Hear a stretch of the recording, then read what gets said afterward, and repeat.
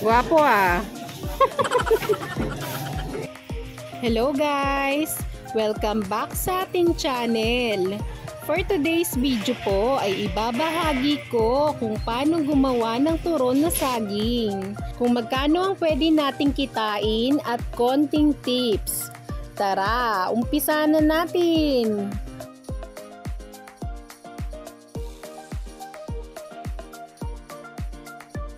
Nandito po tayo sa Commonwealth Market at isa ito sa suki ko ng saging. Para po sa kaalaman ninyo, meron po akong 4 na suki. Pero dito ako madalas kumuha ng saging kasi mas malapit siya sa terminal ng tricycle. At saka yun nga, mabait yan si Johnson. Silang dalawang mag-asawa. Nagpapautang yan. Ito naman si Peter. Uy! Yan, maganda yung saging niya na pang turon at saka pang maruya. So, kumukuha din ako sa kanya. Lagi sa 100 lang yung balot. Opo.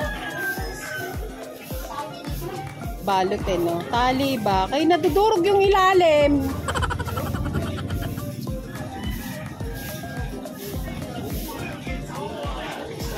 Gwapo ah.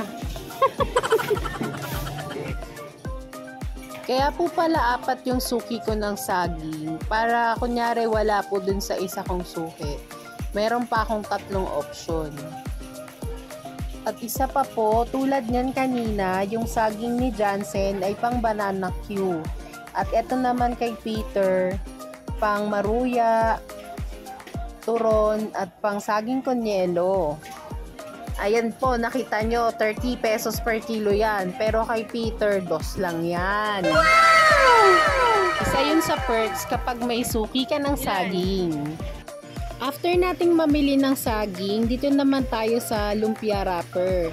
Dito po, 8 pesos lang po ang kanilang lumpia wrapper na medium. Sa iba kasi nito, 10 pesos na.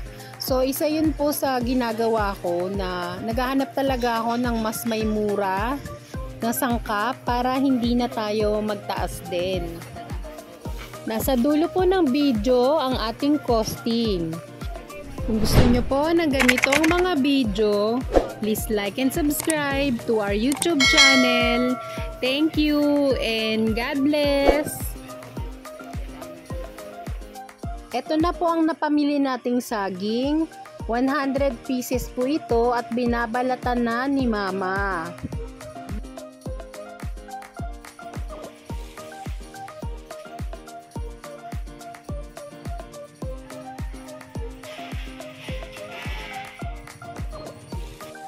Ito na po, nabalatan na natin ang lahat ng saging na hinog.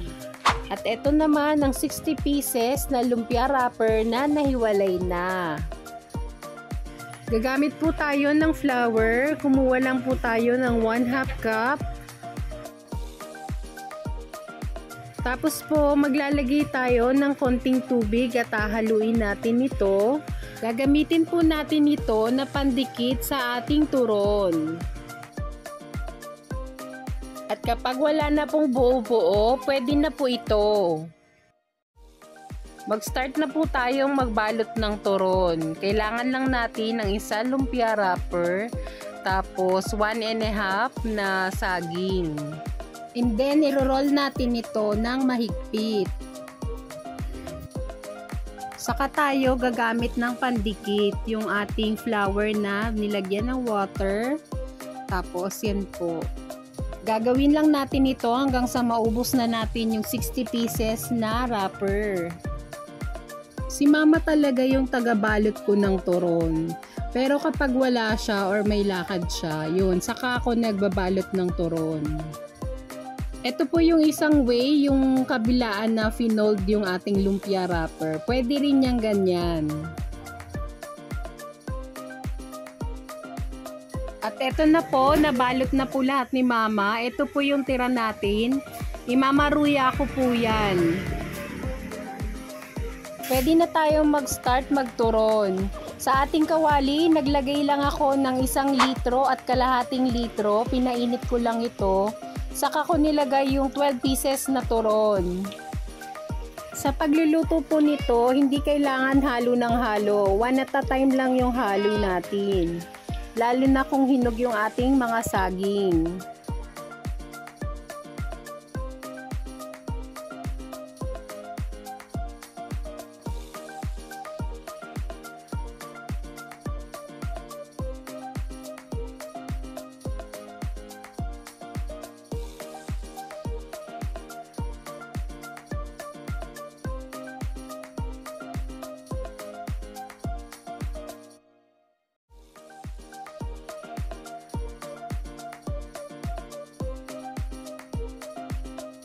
Five minutes po natin muna itong i-fried. At after 5 minutes, maglalagay na tayo ng 1/4 cup of light brown sugar. At hahaluin natin ang ating turon para umilalim yung asukal.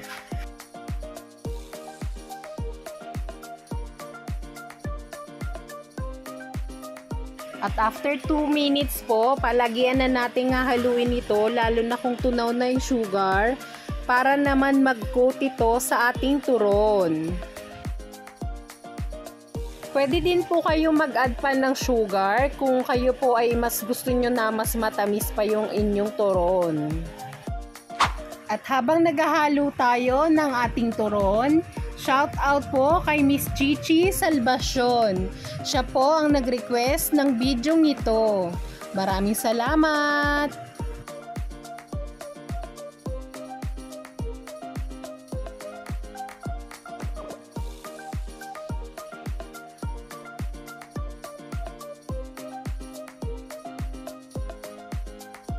Ten to 15 minutes po, luto na ang ating turon.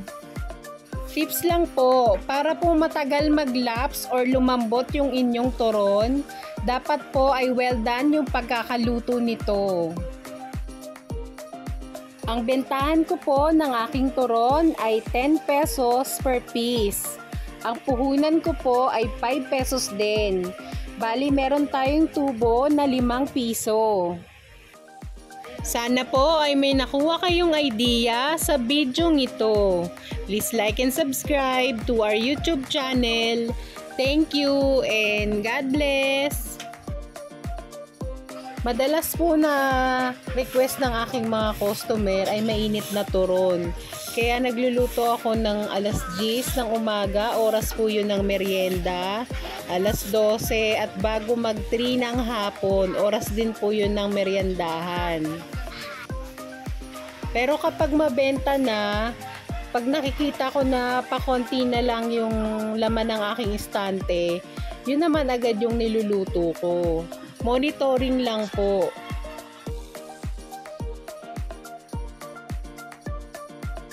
Maraming salamat po sa aking mga suki, sa laging bumibili sa aking tindahan, at syempre po sa aking mga subscriber.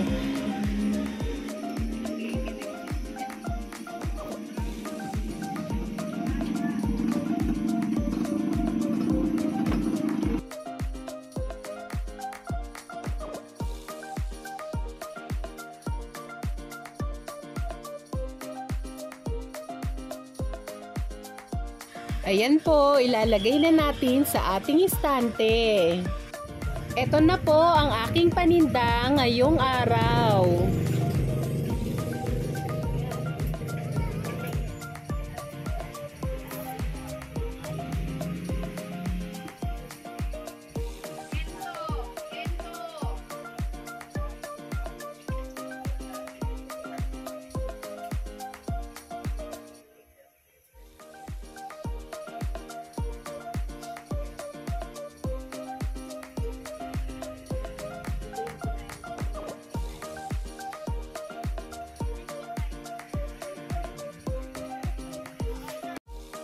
Masarap na merienda ba ang hanap nyo?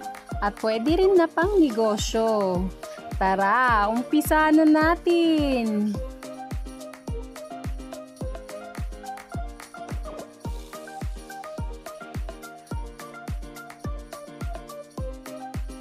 Ang gamit po nating lumpia wrapper ay small ang size. Hihiwalayin lang natin ito. Nasa dulo po ng video ang ating costing.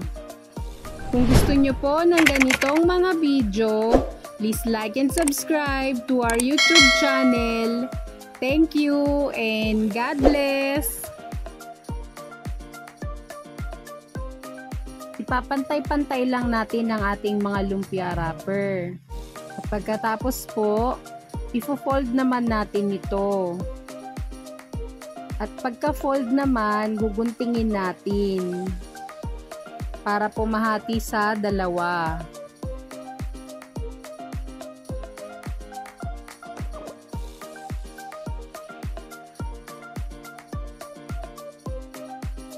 Nahati na natin ang ating lumpia wrapper. Ilalagay muna natin ito sa plastic para hindi tumigas.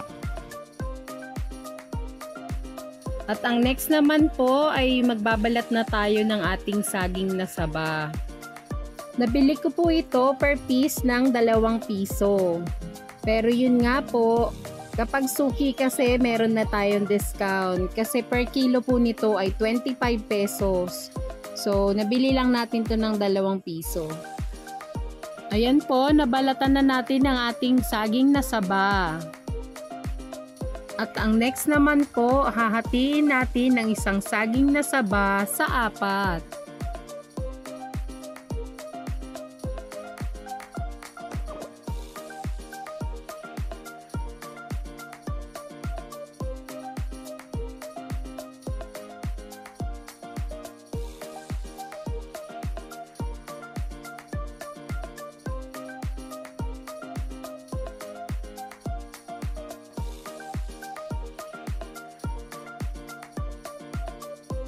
At kapag nahiwa na po natin ang ating mga saging, isi-set aside naman natin ito.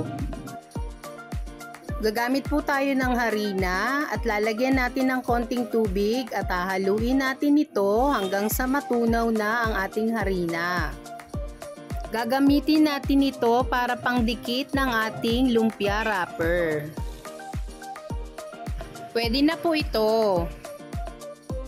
Sa ating lumpia wrapper, maglalagay po tayo ng saging at ifo-fold lang natin ito. Saka po tayo maglalagay ng ating pandikit at iro-roll. Ito na ang ating banana stick. Gagawin lang natin ito hanggang sa maubos na yung ating biniling lumpia wrapper.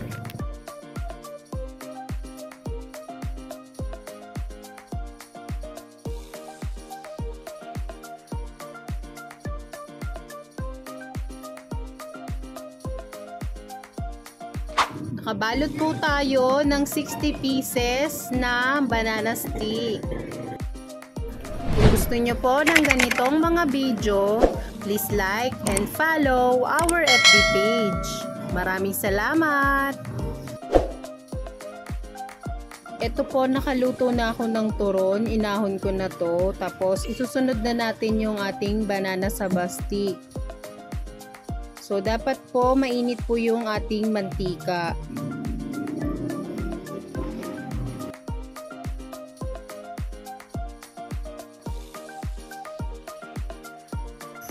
Naka-high heat po yung ating kalan. Tapos, lahat po nung ating banana saba stick, nilagay ko na to, no? Yung 60 pieces, nilagay ko na po. Tapos, hahaluin lang natin ito one at a time.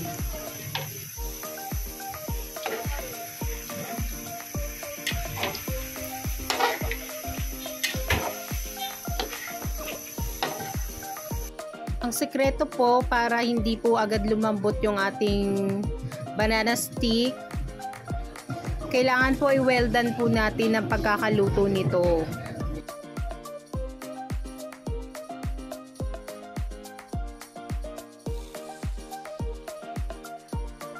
Ten minutes ko lang po itong ipinrito. Tapos, pwede na natin itong iahon.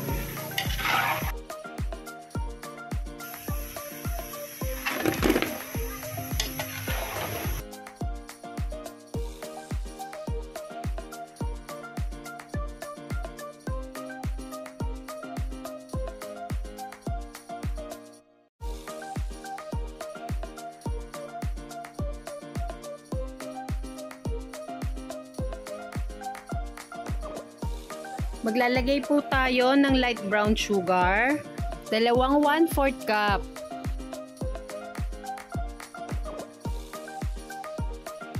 Aantayin po natin lumutang yung asukal. Kapag umangat na po ang ating mga asukal, pwede na natin ilagay yung ating banana saba stick. Ayan, ingatan nyo lang po ang inyong mga kamay. Palagyan na po natin itong hahaluin para mag-well combined ang ating asukal.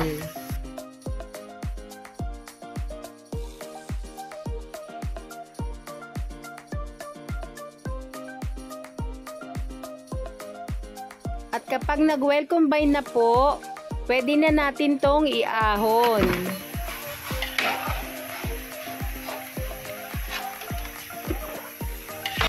Share ko lang po, ang madalas ko pong mga customer ay mga estudyante.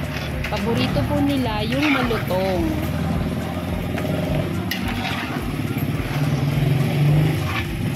Luto na po ang ating banana saba stick. Ipapakita ko naman ito kung paano ko siya binibenta. Ita-transfer lang po natin ito sa tray na may malinis na dahon ng saging.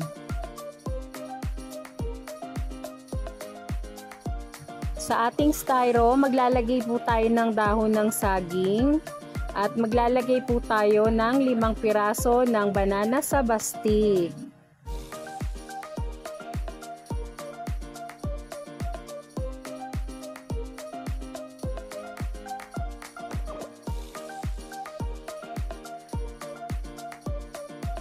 Ito po ay sinangag na sesame seed. Ito po yung ibubudbud natin sa ating banana saba stick.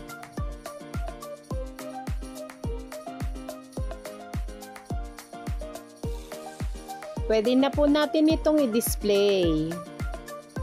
Ang bentahan ko po nito ay 5 pieces, 15 pesos. Ito na po ang ating banana saba stick. Sana po ay may nakuha kayong idea sa video ito. Please like and subscribe to our YouTube channel. Thank you and God bless. At para po sa ating costing, nag-costing po tayo based sa ating napamili. Ang ating puhunan ay 90.70. At yields 12 pieces po. Ang bentahan ko po nito ay 15 pesos. So yung benta natin ay 180 pesos. Ang pwede nating kitain ay 89.30. Ito po ay depende rin po sa inyong puhunan at kung magkano nyo ito ibebenta. At kung gusto nyong malaman kung paano kami magluto ng banana Q, nasa next video po. Maraming salamat! Thank you for watching!